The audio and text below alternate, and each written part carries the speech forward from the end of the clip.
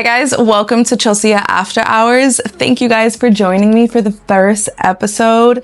I love all the feedback on the vlogs. You guys love the question at the end of every video. So I just thought, why not create a place where we can sit down, chat, and pick each other's brains? Okay, so let's debrief the week. For me, it's just been so crazy. I've been doing so much traveling.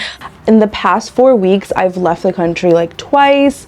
I went to Miami 2 weekends in a row. It's just been a lot for me, and especially if you're someone who's trying to create a routine, trying to stay in the gym, trying to watch what you eat, it makes it really hard while you're traveling. About me, when I'm really stressed or overwhelmed or feel like life is honestly not going my way, I get into like grind mode.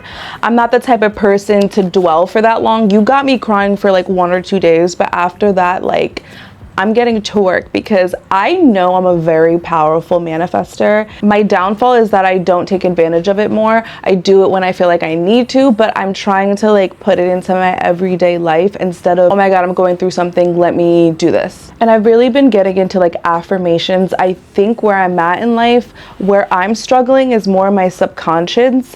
I'm a very mindset person. I try to journal, read, I listen to a lot of podcasts, working on the parts that I can't see, which is my subconscious. I've just been trying to find little ways to incorporate it in my day so I don't feel like I'm doing it, if that makes any sense. So like today, for example, I was getting ready, so while I was doing my makeup, I usually would like put on a show or like play music, but instead I was playing this affirmation, and it was just like playing over and over again, saying like, you're a winner, you're smart, you work really hard, things come to you easy, just like literally forcing my brain to believe these things. And it really does break my heart how subconsciously we really do hold ourselves back, like, which is why I'm trying to focus on that area and really trying to break through. I think it's so important for women to learn how to control their power and their emotions, and I'm still every day working towards that.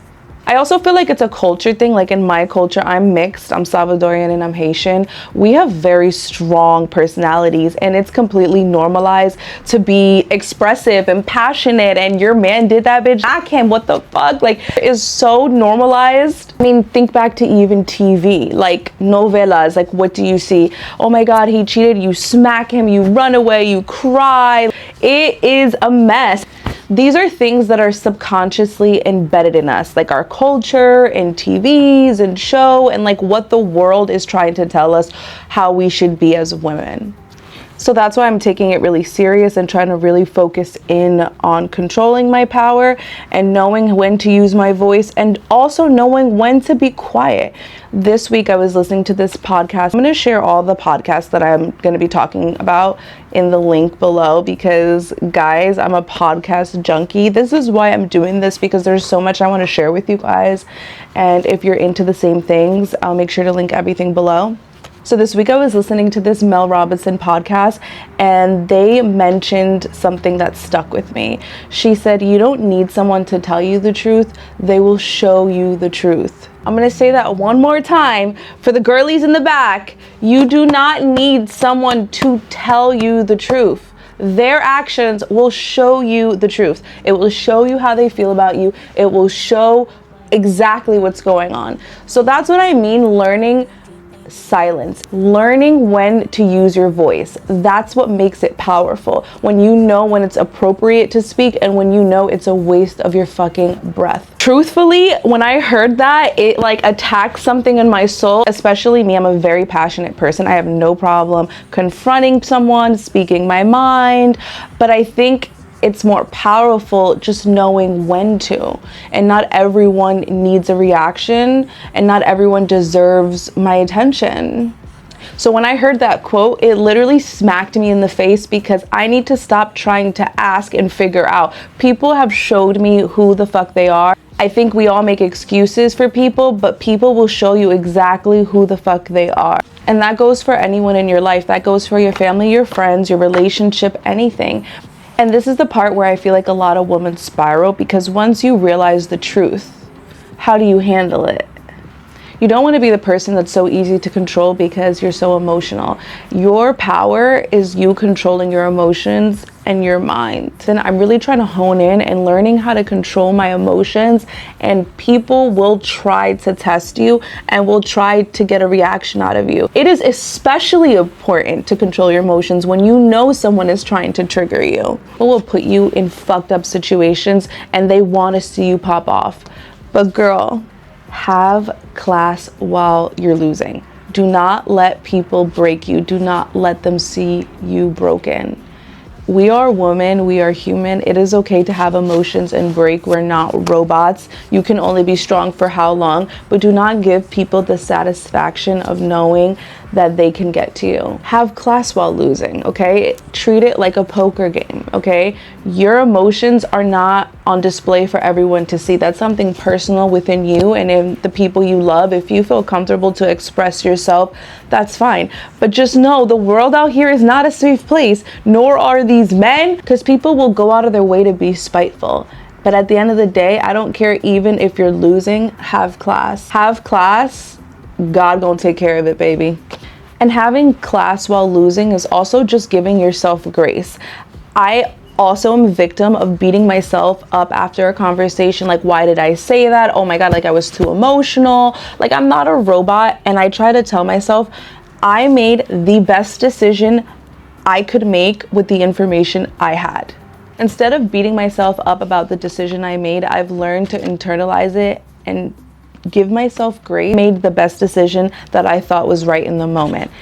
And ladies and gentlemen, that's called trusting yourself. If I felt like I didn't make the best decision, I lashed out, or maybe I shouldn't have took this person back into my life. Whatever the decision was, I made the best decision in the moment. Sometimes you need to learn how to make peace with your decisions instead of looking back and try to fix things that you can't fix. And if I felt like I really did not make the best decision, instead of beating myself up, I tell myself, what did we learn? Like literally, sometimes I say this to my friends, and not in a bitchy way, but you need to like talk to yourself like this. Like, what did we learn? Like, what lesson did we learn here? Like, share with the class, because sometimes when you just live in the prideful, I know everything mindset, there is no room to grow. So you learn the lesson and you move the fuck on, okay? Because you can't sit there and drag yourself through the mud. You're gonna make 100 other decisions through the day. Let it go. It's your first time on this planet. I'm sick of people beating themselves up. And I think that's the beautiful part about being human. Like, we're not AI. Like, we make mistakes. We try new things. Things don't work out. I think that's the beautiful part about being human. It's learning the lessons. I think the miserable part is making the same mistakes over and over and over again and the same results. I find it relieving knowing that I figured this out and I know what I need to do to not be in this situation ever again. If you feel like you always attract negativity and toxic things, you need to really look internally, because what am I allowing? And I think that's like the hardest conversation for people to have, because that's accountability. People have a hard time accepting that we play a part. Although I've been in some shitty situations, I had to take the mirror, look at it and say, what did I allow? Oh, I allowed this person to be in a relationship with me. Oh, I allowed this person to be my friend. Oh, I allowed this person to come to my house. Oh, like, you have to accept that. That's the only way you're gonna find true peace, because you're able to take accountability for your actions and you're able to sit with yourself and say, hey, you know what?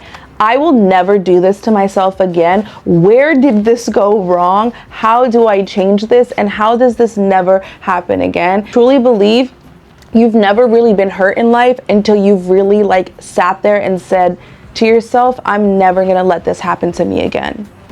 Which personally is really what made me start my like mindset journey, because I promised myself the pain and the hurt and the tears and the mental draining energy, the soul sucking motherfuckers are never gonna be near me again. It's like going to the gym. I've trained my brain and I'm still training every single day to be a mentally, emotionally regulated person, to never attract those type of people in my life ever again. So it's not like I rewired my brain overnight. I sat there and reflected on my actions and made different decisions. The time to stop and listen.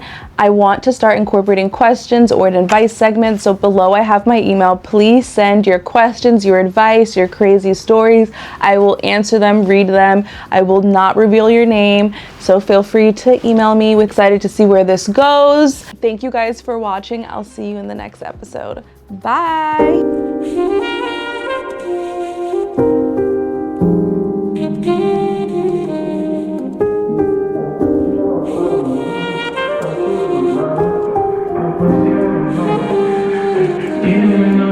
Baby, oh, she don't run away, we don't know, man.